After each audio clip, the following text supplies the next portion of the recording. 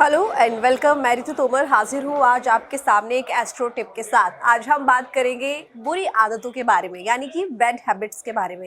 ये तो हम सभी जानते हैं कि हम सभी को कोई ना कोई बुरी आदत होती है, बैड हैबिट होती है। लेकिन क्या आप ये जानते हैं कि उन बुरी आदतों का असर आपकी हेल्थ के अलावा आपकी किस्मत के ऊपर भी पड़ता है? लेकिन कैसे पड़ता है वो जानकारी मैं आपको आज दूंगी। तो आपको बता दें कि हम सभी को एक आदत होती है, आपने देखा होगा, सभी को तो मैं नहीं कहूंगी लेकिन किसी किसी व्यक्ति को एक आदत होती है पैर हिलाने की, कि कोई कहीं बैठा है तो वो पैर हिलाने लगता है। और कहीं जा रहा है और जैसे हम ट्रैवल कर रहे हैं कार में या फिर ट्रेन में या बस में, हम बैठे बैठे पैर हिलाते रहते हैं। या फिर हमें किसी से मिलना है तो हम बैठेंगे तो हम पैर हिलाने लगेंगे। मतलब कहीं भी हम बैठे हैं हम एक अपना पैर हिलाने लगते हैं। किसी को दोनों पैर हिलाने की आदत होती है, किसी को एक। लेकिन हम ये तो जानते हैं कि ये आदत बुरी है, लेकिन ये आदत क्यों बुरी है इसके बारे में मैं आपको बताती हूँ।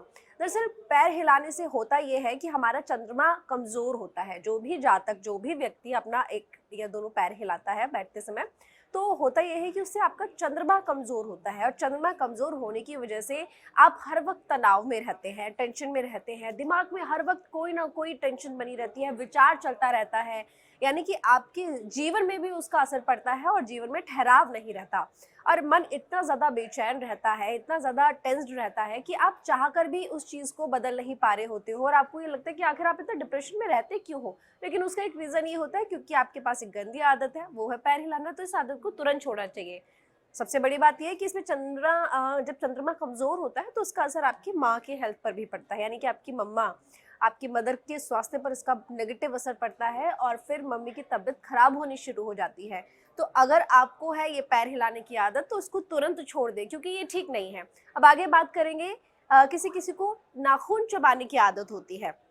ये दूसरी बैड हैबिट है कि हम कहीं भी बैठे हैं, टेंशन में, डिप्रेशन में, नर्वस हैं, कॉन्फिडेंस डाउन है, या फिर ऐसे ही बस मुंह में हमने अपना हाथ रखा हुआ है और दांत चबाए जा रहे हैं, नाखून चबाए जा रहे हैं दांतों से।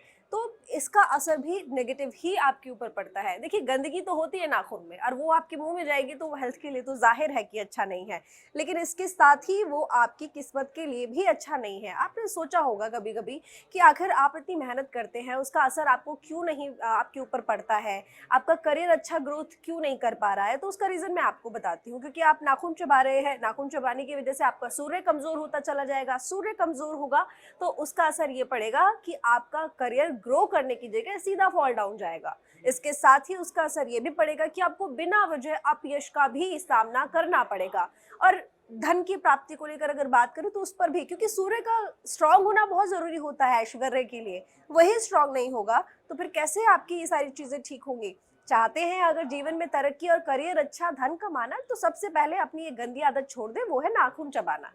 इसका असर बहुत नकारात्मक पड़ता है। अब आगे हम यहाँ पर बात करेंगे घर में सामान इधर उधर फेंकना। आपको बता दें कि कुछ लोग होते हैं, घर जाते हैं तुरंत अपना एक सॉक्स कहीं, शूज कहीं, कपड़े कहीं, बैग कहीं। इसका असर क्या होता है, आपका शनि कमजोर होता है। सब घर में सामान सिस्टमेटिक तरीके से रखना चाहिए, ये आदत बहुत बुरी होती है। और इसका असर ये होता है कि शनि आपका खराब होता है और इसकी वजह से घर में चोरियां होती हैं, लड़ाई रहती है, झगड़ा रहता है और धन संबंधी परेशानियां रहती है। शनि का स्ट्रांग होना बहुत ज्यादा जरूरी है।